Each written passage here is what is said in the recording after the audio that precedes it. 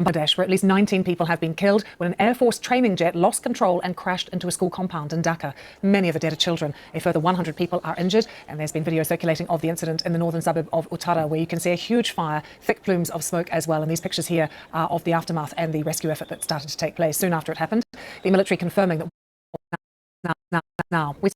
we start with our breaking news story on Bangladesh, where at least 19 people have been killed when an Air Force training jet lost control and crashed into a school compound in Dhaka. Many of the dead are children. A further 100 people are injured, and there's been video circulating of the incident in the northern suburb of Uttara, where you can see a huge fire, thick plumes of smoke as well. And these pictures here are of the aftermath and the rescue effort that started to take place soon after it happened. The military confirming that one of its training planes did indeed crash. Our reporter Shanawaz Rocky is at the scene for us in Dhaka.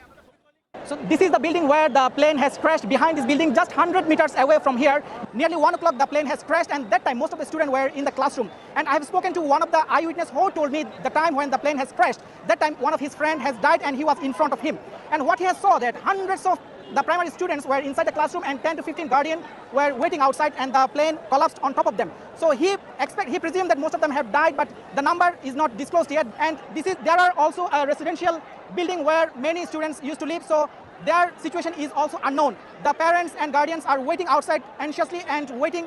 What we have seen at this moment, the ambulance have come in and going out with lots of casualties. There are few hospitals around the sites and they also admitted there.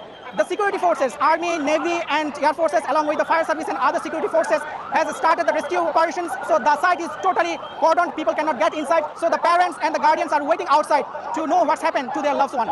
Really awful scene there with the parents and families down at the school trying to figure out what's happened and whether or not their children are injured or have survived this. Let's take you to our correspondent Yogita Lamai, who joins us from Mumbai, monitoring events. We're keeping across what's happening in Dhaka on the ground, but so many questions here, Yogita. What is the government and the Air Force saying about what happened?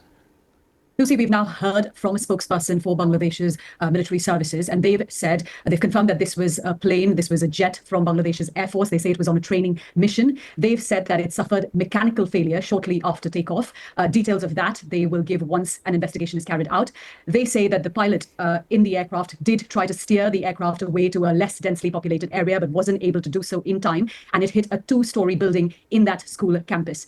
They've also said it did try to steer the aircraft away to a less densely populated area, but wasn't able to do so in time, and it hit a 2-story building in that school campus.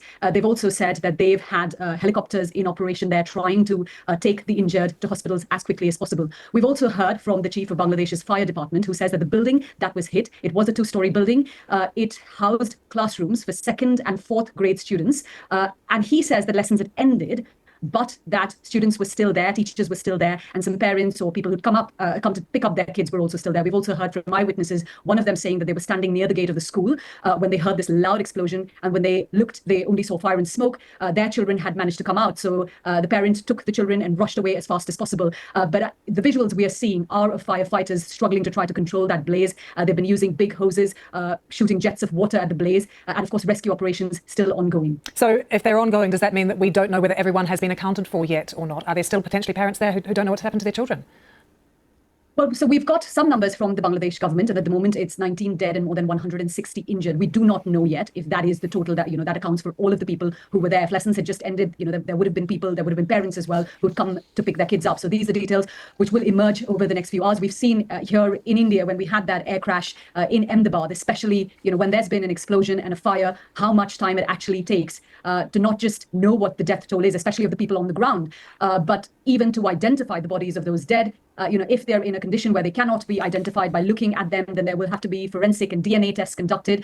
We have heard from the leader of Bangladesh's interim government, Muhammad Yunus, who's announced a day of national mourning on Tuesday. Yeah, a deeply sad day for the country. That National Day of Mourning has just been announced, as Yogita was saying. We'll keep across developments. Thanks so much, Yogita. Yogita Lamai joining us.